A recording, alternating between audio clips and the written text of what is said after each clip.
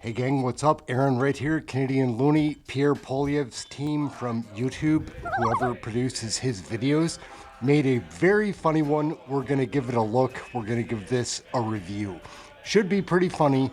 Let's get into the video. A bunch of wackos, these liberals certainly are. Like, let's take a peek. But what exactly is a wacko? Is there an accepted general definition? According to vocabulary.com, a wacko is a person who is eccentric or mad. Merriam-Webster equates wacko with psycho. Dictionary.com says a wacko is a strange or odd person. There's probably nothing to fear from most wackos. They often serve as an odd form of entertainment. But what happens if they get into positions of power? What happens if they run a government?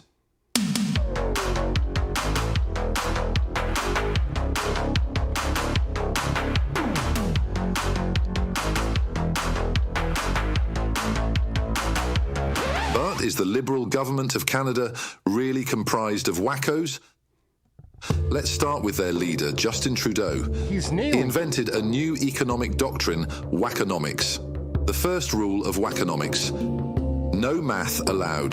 The economy is not numbers. The economy is people. Rent is a number.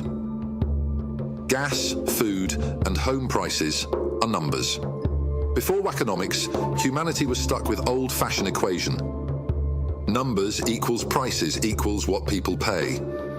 Pythagoras said, numbers rule the universe, but not to worry. Wackonomics overturns the numbers. I have an inability to handle small numbers and little calculations. You'll forgive me if I don't think about monetary policy. We're focused on Canadians. I'll let the bankers worry about the economy. But if you use your credit card to go back to school, or if you use your credit card, you go into debt to build an expansion on your house, that is how you grow a strong economy. And if you don't like the high taxes and inflation, you just need to get with the vibes. A lot of economists have been talking about the vibe session. And maybe don't forget to say a little prayer. What do you make of that, Krista? Well, I would say amen to raising taxes. If that doesn't work, here's Freeland's financial advice to pay your bills. Canadian families are looking really closely at all of their expenses. Let's cut that Disney Plus subscription. And the budget will balance itself. Then there is the vocabulary. Maternal love is the love that's going to change the future of mankind. So we'd like you to we would like to say people kind, not necessarily mankind. Trudeau even reinvented the future of quantum mechanics with his own cerebral thoughts. We have to rethink elements as basic as space and time. In this wacko world, attempting to ban things has become second nature. Here are a few things wackos want to ban: gas-powered cars, plastic straws, and hunting rifles. There are some guns, yes, that we're going to have to take away from people who were using them to hunt. The good news is, wackos like Trudeau have no problem legalizing hard drugs. They will even make the taxpayer buy opioids for you. We've also ensured a better supply of artificial opiates. But remember, people, if you're going to snort hard drugs, do it in a sustainable way without a plastic straw. So how do these wackos look at the rest of the world? What do they really admire? There's a level of admiration I actually have for China. Because their basic dictatorship.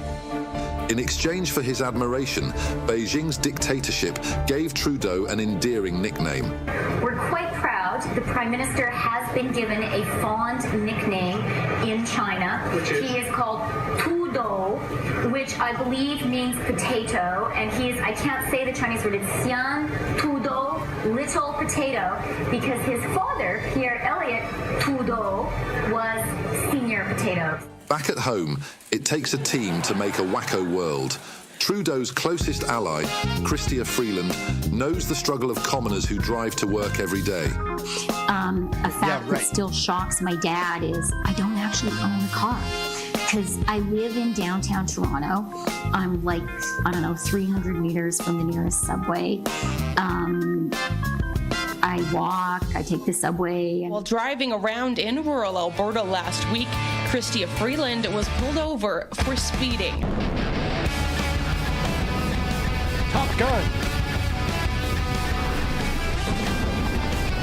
What shocks my dad is I don't actually own a car because I live in downtown Toronto. Then there's Carolyn Bennett, Trudeau's former health minister, who was the leading architect of creating government-funded opioid programs for addicts. This is the person Trudeau had running our healthcare program. So just stop it and save lives! Yeah, right. Now the job goes to this wacko, Mark Holland. It's not unusual for him to get pissed off and go on wacko tirades. I have spent my entire life, as you have, fighting for the good in this world. And for you to accuse a good person of not caring about human life, shame on you. But good thing he knows how to let out all that energy. I was the first health minister, probably the first member of parliament, who talked about the importance of pleasure in sex. What does it mean if sex isn't affirming of who you are and isn't pleasurable if you don't have that as a family value? This is a man who really knows how to communicate with people. The fact that we can't talk about our elbows and knees the same way we talk about our penises and vaginas is terrible. Still, with all the love and sex and body parts, there are built up terrible memories of road trips. You can take a summer fun time vacation where you're locked in a car for 10 consecutive days, nonstop with no bathroom breaks, and the Conservatives have a plan for you to have that summertime fun. And the cost? Give up the future of the planet, right? Don't worry, kids, about climate change. Don't worry about taking action on the planet. Enjoy your 10 hours in the car and let the planet burn. And guess who flew to Paris this summer to see the Olympics? You know, I had an opportunity for my mom's 80th birthday to be away and be in the Olympics. Speaking of environmental hypocrisy, Trudeau's former Minister of Climate Change, Catherine McKenna, mastered the art of deceptive politics. Some real advice. I said that if you actually say it louder, we've learned in the House of Commons, if you repeat it, if you say it louder, if that is your talking point, people will totally believe it. People will totally believe it. This wacko even said that being opposed to Trudeau's carbon tax makes you an arsonist. When she left, a new wacko replaced her. The current Minister of Climate Change, Stephen Guilbeault, has always been a lifelong Liberal. Greenpeace is climbing the world's tallest building today to tell the world not to be fooled by the Liberal government. Wait, no, I mean socialist. I'm a Liberal and a proud socialist, Mr. Speaker. Stephen Guilbeault spent part of his adult life as a radical environmental activist known for engaging in high-profile stunts that led to multiple arrests. By his early 30s, Guilbeault had climbed the CN Tower to protest against Liberal environmental policies and scaled the roof of the Premier of Alberta's residence. Today, he remains an avid eco-maniac. As you know, in life, the only two guarantees are taxes and death. Who has promised to end all road building in Canada. Safe to say, this wacko has earned his boss's respect. I have tremendous faith and confidence in my environment minister. Next, we have Seamus O'Regan. He's one of Trudeau's closest confidants. I wouldn't be doing this unless I felt I could do something. When Canadians were worried about paying higher taxes for home heating during winter, he had this to say.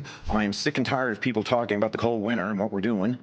Trudeau Liberals are also sick and tired of free speech.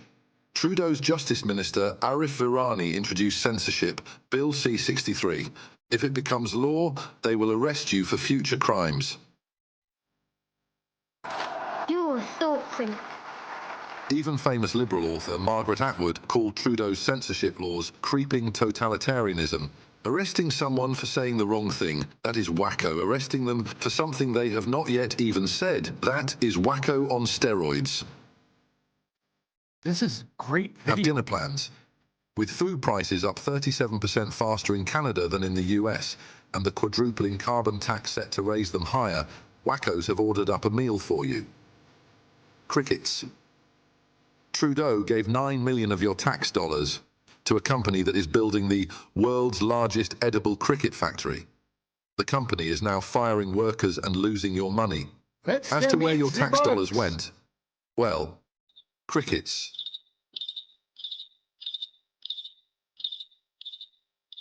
How do all these wackos end up in one government? And a Liberal member of Parliament was caught without clothes during the virtual House of Commons. They share a common need for validation from their leader, Justin Trudeau, the so-called patriarch of wackos.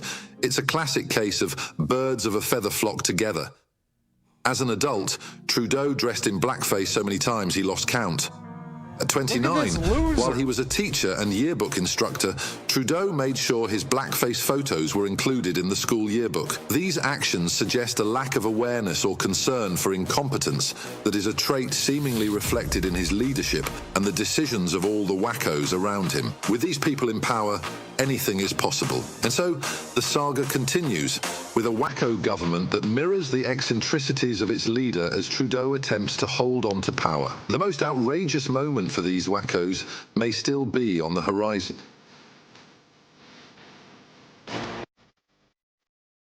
This is hysterical, guys.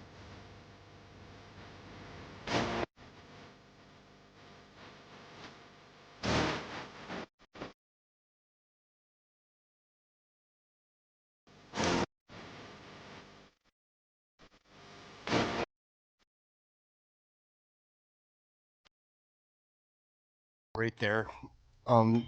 Pierre Poilievre does his team does a great job at that video. It's very entertaining, very informative, pretty funny too. Like, there's a lot of truth behind every joke in those videos. In that video, yeah. Aaron, Canadian Looney, like, share, subscribe. Pierre Poilievre, we need a chance. We need an election to make a change in this country. It's time. Aaron, Canadian Looney, like, share, subscribe. Come and join us for one of the live shows. That's it. Trying to share with you what I'm learning about Canadian federal politics. Catch you next video. Thank you for watching this one.